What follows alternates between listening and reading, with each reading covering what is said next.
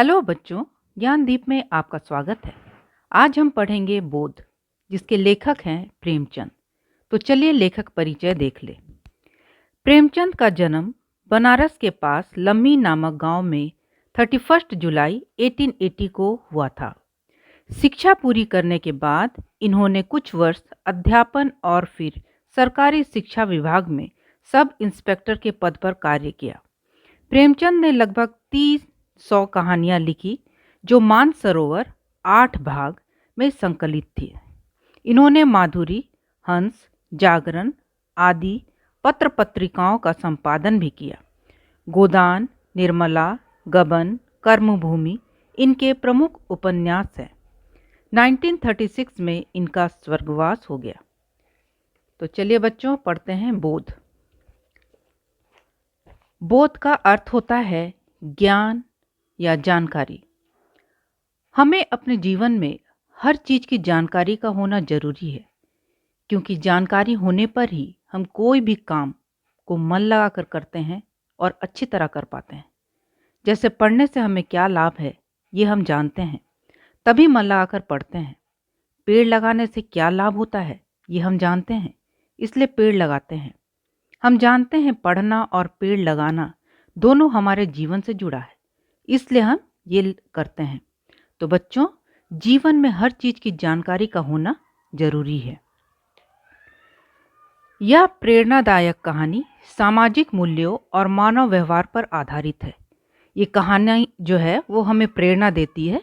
ये सामाजिक मूल्यों, समाज में क्या होता है, वो हमारा मोल क्या है समाज में, और मानव व्यवहार, मनुष्य का व्यवहार कैसा है, इस पर आधारित है। समाज में रहते हुए हर एक मनुष्य का क्या मूल्य होता है और हर एक मनुष्य का व्यवहार कैसा है। पंडित चंद्रधर बहुत परिश्रम से अपना अध्यापन कार्य करते थे। दारोगा और मुंशी जी अपने स्वार्थ के लिए लोगों से पैसा वसूलते हैं। जो व्यक्ति दूसरों के सुख दुख का ध्यान नहीं रखता वह सम्मान नहीं पाता। हम जो कुछ भी दूसरों को देते हैं वही वो लौटकर हमारे पास आता है। पंडित चंद्रधर के शिष्य उनका खूब आदर करते हैं और मुश्किल के समय उनके काम आते हैं। इस कहानी में भौतिक पदार्थों पर नैतिक मूल्यों की विजय दिखाई गई है। भौतिक पदार्थ मतलब सांसारिक संबंधी, और नैतिक मूल्य हमारा व्यवहार जो है उसका तरीका कैसा है, समाज के हर एक व्यक्ति के साथ उसका वो दिखाया गया है कि किस प्रकार हर एक मनुष्य का व्यवहार से के द्वारा हम दूसरे मनुष्य का दिल को जीत सकते हैं, विजयी हो प्राप्त करते हैं। इस कहानी में यही दिखाया गया है।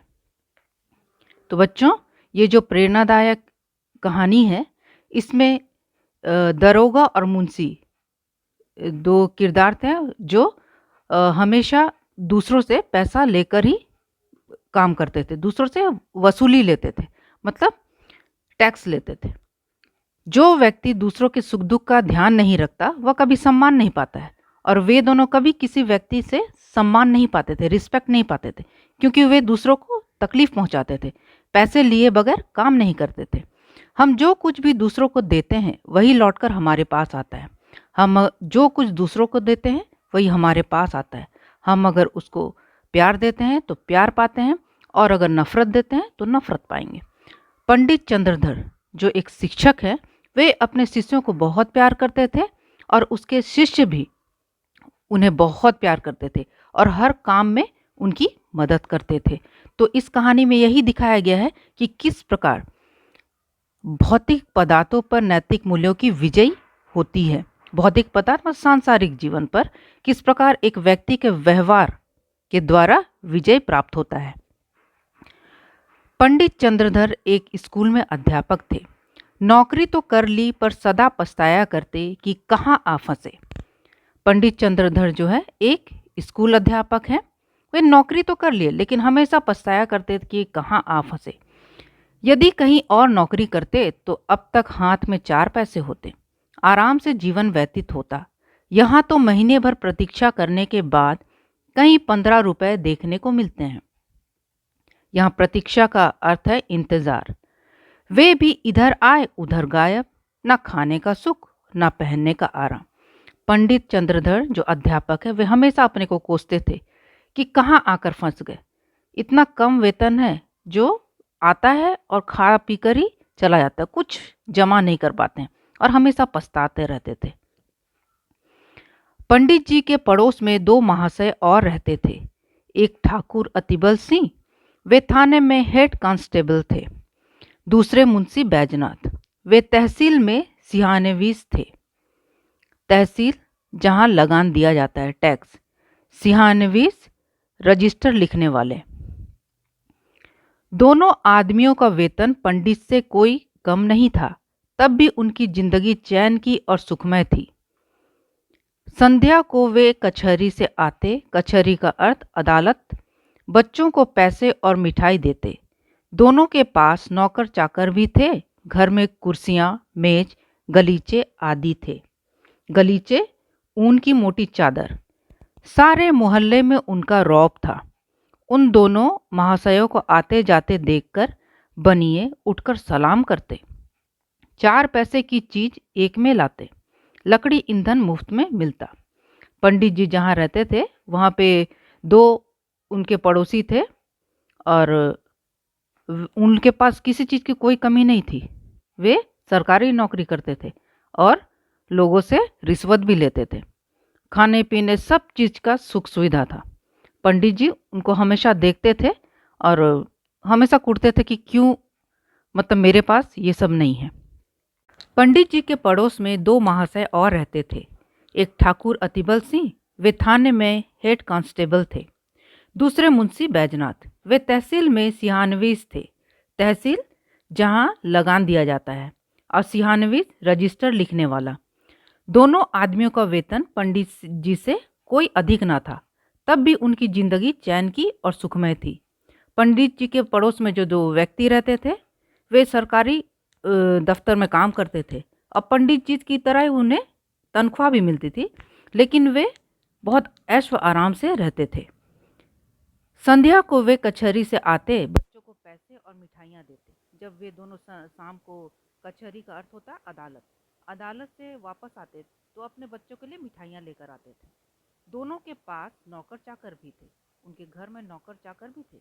घर में कुर्सियाँ, मेज, गलीचे आदि भी थी और घर में हर एक सुख सुविधा का सामान था। सारे मोहल्ले में उनका रौब था और पूरे मोहल्ले में उसका रुआब था। सभी लोग उससे डरते थे। उन दोनों महाशयों को आते जाते देखकर बनिए उठकर सलाम करते और जब भी उन दोनों को लोग देखते उन्हें उठकर सलाम करते थे, क्योंकि अगर सलाम नहीं करते तो उनका काम नहीं होता था। 4 पैसे की चीज एक में लाते और वे जब भी बाजार जाते थे वे जो 4 पैसे की चीज थी उसे एकदम सस्ता 1 पैसे में लेकर आते थे। लकड़ी ईंधन मुफ्त में मिलता था, क्योंकि लोग डर के मारे उन्हें दे देते थे, क्योंकि एक जन तहसील में था और एक थाने में। अगर दोनों से अच्छा व्यवहार नहीं रखो तो इन लोगों को बहुत लॉस होता था, इसलिए दोनों को रिश्वत देनी पड़ती थी। पंडित जी उनके ठाट बाट देखकर कुड़ते और अपने भाग्य को कोसते। पंडित जी जब देखते कि ये लोग इतने आराम से रहते हैं, इनकी तनख्वाह और मेरी तनख्वाह एक ही है, लेकिन ये लोग बहुत आराम से रहते हैं, तो हमेशा अपने को कुड़ते रहते थे, हमेशा अपने को कोसते रहते थे।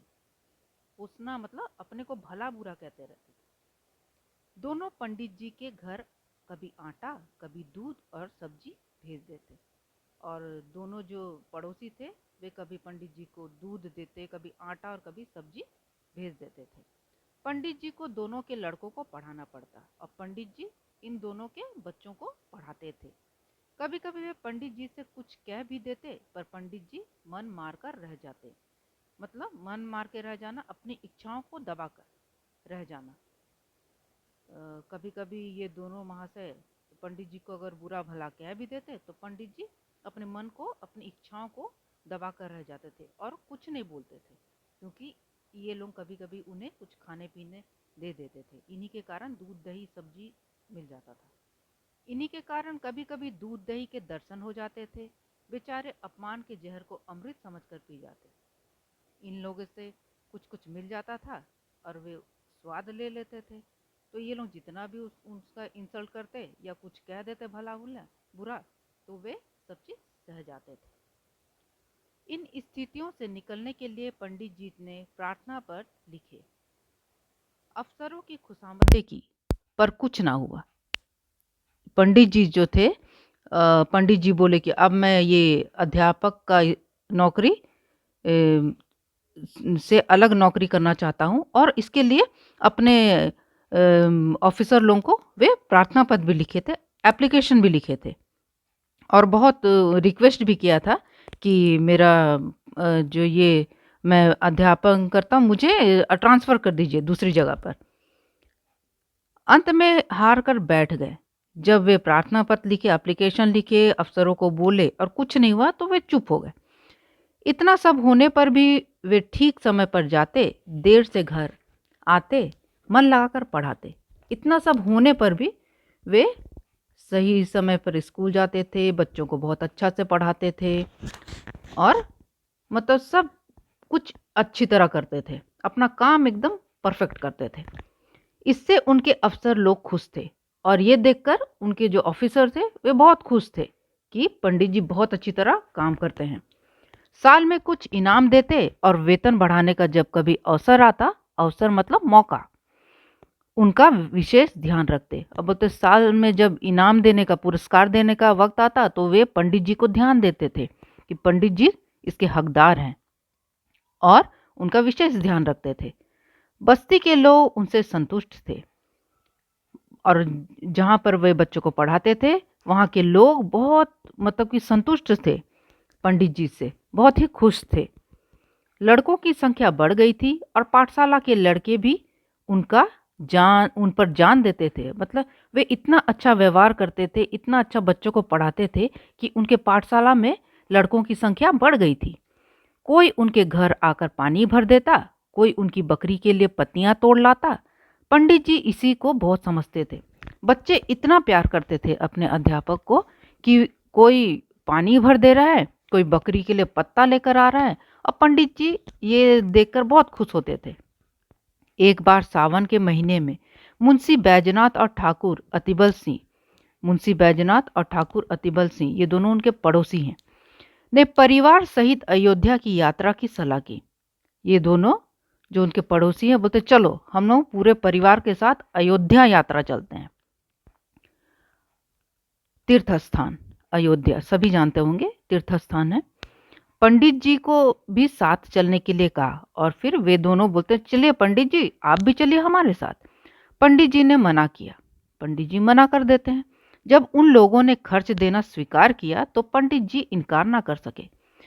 पंडित जी के पास पैसे कम थे, इसलिए वे जाने से इनकार कर रहे थे। लेकिन जब मुंशी बैजनाथ और ठाकुर अतिबल सिंह बोलते हैं चलिए हमारे साथ चलिए, हम आपका खर्चा देते हैं, तो पंडित जी राजी हो जाते हैं। बिल्लौर से रात को 1 बजे गाड़ी छूटती थी, और जहां वे रहते थे वहां से गाड़ी 1 बजे रात को छूटती थी। ये लोग खा पीकर स्टेशन पर जा बैठे। अब सब कोई खाना उना पीकर एकदम रेडी होके स्टेशन पर जाकर बैठ जाते हैं। जिस समय गाड़ी आई, चारों ओर भगदड़ सी मच गई। भगदड़ मतलब भागम दौड़, चहल कदम, सब दौड़ने लगे, इधर भागने लगे। हजारों यात्री जा रहे थे, और हजारों यात्री उस ट्रेन से जा रहे थे। इस उतावली में मुंशी जी पहले निकल गए, और इस जल्दी में मुंशी जी जो है वो पहले चले जाते हैं। पंडित जी और ठाकुर साहब साथ थे, और पंडित जी और ठाकुर साहब एक साथ थे। वे एक डिब्बे में बैठे, वे दोनों एक डिब्बे में बैठ जाते हैं। जगह की बड़ी कमी थी, परंतु जिस डिब्बे में ठाकुर साहब बैठना चाहते थे उनमें केवल 4 यात्री थे। जगह इतना भीड़ था कि जगह बहुत कम था, लेकिन जिस डिब्बे पर ठाकुर साहब चढ़े थे और उस डिब्बे में बैठना चाहते थे उसमें केवल 4 यात्री थे। ठाकुर साहब ने डांटकर एक मुसाफिर को उठने के लिए कहा। मुसाफिर मतलब यात्री, उठने के लिए कहा तो वह बोला। ठाकुर साहब जब डांट कर एक मुसाफिर को, यात्री को उठने के लिए बोलता है, तो वह बोलता है यह थाना नहीं है, जरा जबान संभाल कर बात कीजिए। तो वो जो यात्री था वो बोलता है ये तुम्हारा थाना नहीं है जो तुम इतना चिल्ला रहे हो, अपना जबान संभाल कर बात करो। तो वो बोलता अरे ये मुझसे ऐसे क्या बात कर रहा है। ठाकुर बोलता है तुम कौन हो जी? मुसाफिर: हम वही हैं जिन पर आपने जासूसी का अपराध लगाया था और जिनसे आप 25 रुपए लेकर टले थे। बोलता है, मैं वही हूँ जिस पर आपने जासूसी का अपराध लगाया था। जासूस बोल के मुझे पकड़ लिया था और छोड़ नहीं रहे थे। जब मैं आपको 25 रुपए दिया तब आप मुझे छोड़े। मैं वही हूँ। इतने में दूसरा लेटा हुआ यात्री जोर से ठहाका मारकर हंसा और बोला। इतने में जो दूसरा यात्री था वो बहुत जोर से हंसता है और बोलता है, अरे दरोगा साहब, आप ही नीचे क्यों नहीं बैठ जाते?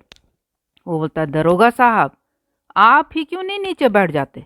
यह थाना थोड़े ही है कि आपके राज में फर्क पड़ जाएगा। फर्क मतलब अंतर। बताइए, यह थाना थोड़ी ना है जो आपका जो राज्य है उसका पुलिस स्टेशन में तो उसका पूरा धाक चलता था ना। आपके राज में फर्क पड़ जाएगा। आप ही नीचे बैठ जाओ। मैंने तुम्हारा क्या बिगाड़ा है? मैंने तो तुम्हारी सूरत भी नहीं देखी। वो ठाकुर साहब बोलते हैं, मैंने तुम्हारा क्या बिगाड़ा है? मैं तो तुम लोगों को देखा ही नहीं हूँ। दूसरा मुसाफिर: आपने मेरी सूरत भले ना देखी होगी पर आपके डंडे ने देखी है। बोलता, आपने मेरी सूरत नहीं देखी, आपके डंडे ने देखी है। इसी गांव के मेले में आपने मुझे बिना बात डंडे लगाए थे। बोलते, मेले में जब मैं गया था आपने बिना मतलब का मुझे मार दिया था डंडे से। यह कहकर उसने और भी पांव फैला लिए। यह बोला और पैर फैलाकर वो बैठ जाता है। पंडित जी अब तक चुपचाप खड़े थे, डरते थे कि कहीं मारपीट ना हो जाए। और पंडित जी जो एक भद्र इंसान थे वो चुपचाप खड़े हैं क्योंकि वो अध्यापक थे, चुपचाप से थे और वे डर रहे थे कि कहीं इन लोगों में मारपीट ना हो जाए। अवसर पाकर ठाकुर साहब को समझाया। वे समय देखते हैं और ठाकुर साहब को बोलते हैं। ज्यों ही तीसरा स्टेशन आया, ठाकुर साहब ने बाल बच्चों को वहां से निकालकर दूसरे डिब्बे में बैठाया। और जैसे ही दूसरा स्टेशन आता है, ठाकुर साहब उस डिब्बे से उतरकर दूसरे डिब्बे में जाते हैं और अपने बच्चों के साथ उस डिब्बे में बैठते हैं। इधर दोनों ने उनका सामान उठाकर जमीन पर फेंक दिया। और यहाँ क्या होता, वो जो मुसाफिर थे जो ठाकुर साहब का सामान जो है लेकर जमीन में फेंक देते हैं। जब ठाकुर साहब गाड़ी से उतरने लगे तो उन्होंने उनको ऐसा धक्का दिया कि बेचारे प्लेटफॉर्म पर गिर पड़े। और जब ठाकुर साहब उतरने लगे तो इतना जोर से उसको धक्का देते हैं कि वे प्लेटफॉर्म में गिर गए। गार्ड से कहने दौड़े थे कि इंजन ने सीटी दी। और गार्ड से जैसे ही बोलने का कि ये दोनों आदमी मेरे को धक्का लगा रहा है, मेरे साथ लड़ाई कर रहा है, और गाड़ी का सीटी बज जाता है। क्या करते? जाकर गाड़ी में बैठ गए। और क्या करते? कुछ तो और चारा नहीं था, वे गाड़ी में जाकर बैठ गए। तो बच्चों, फर्स्ट पार्ट यहीं तक। नेक्स्ट पार्ट में फिर से मिलेंगे। Thank you.